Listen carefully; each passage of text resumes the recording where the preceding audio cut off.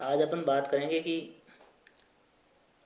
पत्नी अपने पति को किस आधार पर तलाक दे सकती है। हिंदू विवाह अधिनियम 1955 जब बना तो उसमें पत्नी को भी तलाक देने का अधिकार है और पति को भी है, जो अपन ने पिछले वीडियो में इस पर चर्चा की थी। आज अपना टॉपिक ये है कि पत्नी के पास भी विशेष आधार है, वह केवल पत्नी को प्राप्त है जो अपने पति को तलाक दे सकती है। और ये अधिनियम 1955 जब बना था, उससे शादी भले पहले हुई हो या अधिनियम बनने के बाद हुई हो, इससे कोई फर्क नहीं पड़ेगा। दूसरी बात, अधिनियम 1955 बना तब उसके पास दो आधार थे और इसी अधिनियम के अंदर 1976 में संशोधन करके दो आधार और दिए गए। यानी वर्तमान के अंदर पत्नी के पास 4 विशेष आधार हैं जिन आधार पर वो पति को तलाक दे सकती हैं, और वो 4 आधार पति को प्राप्त नहीं है।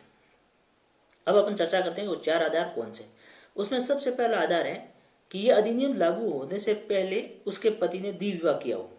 यानी अधिनियम 1955 लागू हुआ, उससे पहले किसी व्यक्ति ने 2 या 2 से अधिक शादियां की हैं, तो उनकी पत्नी को यह अधिकार है कि वह धारा 13(2) के अंतर्गत, जिसमें 4 विशेष आधार है, उसमें पहला आधार है द्वि विवाह। उस आधार पर वो विवाह विच्छेद यानी तलाक के लिए अर्जी दाखिल कर सकती है जिला न्यायालय में। द्वि विवाह अधिनियम से पहले हो गया, अर्जी उसके बाद लागू करती है। और उसमें एक चीज और है, अगर दोनों पत्नियां चाहे तो दोनों विवाह विच्छेद के लिए अर्जी लगा सकती है, भले ही साथ साथ में लगाए या कुछ टाइम बाद में लगाए। लेकिन अगर पहले वाली ने अर्जी लगाई है, उसमें डिक्री नहीं हो जानी चाहिए। डिक्री होने से पहले दूसरी वाली भी पिटीशन दाखिल कर सकती है। अगर ऐसा करती है तो द्वि विवाह के आधार पर वो पति दोषी माना जाएगा और उसी आधार पर इसको तलाक दिया जा सकता है। दूसरा आधार इसमें है वो है बलात्संग या अप्राकृतिक अपराध, जिसको रेप और अननेचुरल ऑफेंस कहा जाता है। अब बात ये होगी कि पति भी बलात्कार का दोषी हो सकता है, तो इसमें जो हिंदू विवाह अधिनियम में जो कहा गया है वो बलात्संग पति के विरुद्ध कहा गया है। और बलात्संग कैसे होगा मैं आपको बताऊं। आईपीसी की धारा 375 जो बलात्कार के बारे में परिभाषा बताती है, और 376 में उसके लिए दंड है। 375 का एक अपवाद है जो ये कहता है कि कोई भी व्यक्ति अपनी पत्नी के साथ, अगर उसकी एज 15 साल से कम है और वो शादीशुदा है, यानी विवाह हो गया है लेकिन पत्नी की एज 15 साल से कम है, तो वो पत्नी अपने पति के विरुद्ध भी बलात्संग का मुकदमा दर्ज करवा सकती है। तो वह आधार यहाँ भी है। 375 का अपवाद है, जो 15 साल से कम उम्र में अगर शादी करते हैं तो उस आधार पे उसने जो उसके साथ शारीरिक संबंध बनाए वो बलात्संग कहलाएगा, और इसी आधार पे वो पत्नी अपने पति से तलाक ले सकती है। ये एज आईपीसी की धारा 375 के अपवाद में 15 साल रखी है पति के लिए, बाकी सबके लिए विदाउट कंसेंट 18 साल रखी जाती है। और मणिपुर में पत्नी की एज 13 साल रखी है, यानी 13 साल से कम के साथ अगर आप शादी करते हैं और उसके साथ शारीरिक संबंध बनाते हैं तो बलात्कार कहलाएगा। इसका जो प्रसंज्ञान लेने की जो अवधि है वो घटना की तारीख से 1 वर्ष के भीतर कॉग्निजेंस लिया जा सकता है, उसके बाद इसका लिमिटेशन खत्म हो जाता है।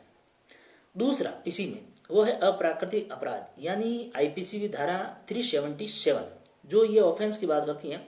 और ऐसा अप्राकृतिक अपराध जो पति या किसी महिला या किसी पुरुष या किसी पशु के साथ, ऐसा अप्राकृतिक अपराध जो इंद्रिय भोग होता है, वो अगर कोई व्यक्ति या पति के ऊपर आरोप है तो पत्नी उन आधारों पर भी उसे तलाक ले सकती है। यह अपराध पत्नी के साथ भी हो सकता है। अगर इसमें अपराध में अगर व्यक्ति यानी उसका पति किसी न्यायालय या दंडिक न्यायालय के द्वारा उसको दंडित किया गया है कि आप 377 के दोषी हैं, तो उस आधार पर पत्नी उस आदेश की कॉपी ले जाकर यह तलाक ले सकती है, ऐसा नहीं। उसके लिए उसको उसके अलावा जाकर एक स्वतंत्र साक्षी के द्वारा यह साबित करवाना होगा कि उसका पति के ऊपर यह आरोप है वो सही है। तीसरा है भरण पोषण की डिग्री पारित हो गई हो। भरण पोषण हिंदुओं को 2 एक्ट के तहत मिलता है। एक तो सीआरपीसी जो आप सब जानते हैं, सीआरपीसी का सेक्शन 125 के अंतर्गत भरण पोषण प्राप्त के हकदार होती है पत्नी, और एक दत्तक और भरण पोषण अधिनियम 1956 की धारा 18(2) के अंतर्गत भी हिंदू पत्नी को भरण पोषण की हकदार होती है। अगर 18(2) और सीआरपीसी की धारा 125 के अंतर्गत पत्नी के पक्ष में भरण पोषण की डिग्री पारित हो गई है। भरण पोषण की डिग्री पारित होने के बाद पति और पत्नी के बीच में 1 साल या उससे अधिक टाइम तक सहवास नहीं होता है, यानी वैवाहिक जीवन वापस शुरू नहीं होता है, तो पत्नी उस आधार पर भी पति से तलाक ले सकती है। सबसे लास्ट और इम्पोर्टेंट है 4 नंबर, वो है विवाह का निराकरण। यानी अगर पत्नी की शादी के टाइम एज 15 साल से कम है और 15 साल से एज कम है, तो वो 18 साल यानी 3 साल शादी के बाद 18 साल की होने से पहले वो अपने विवाह का निराकरण करा सकती है या छुटकारा ले सकती है। इसमें शर्त यह है कि उनकी शादी 15 साल से कम एज में होनी चाहिए और ऐसा छुटकारा 18 साल से पूर्व कर लेना चाहिए।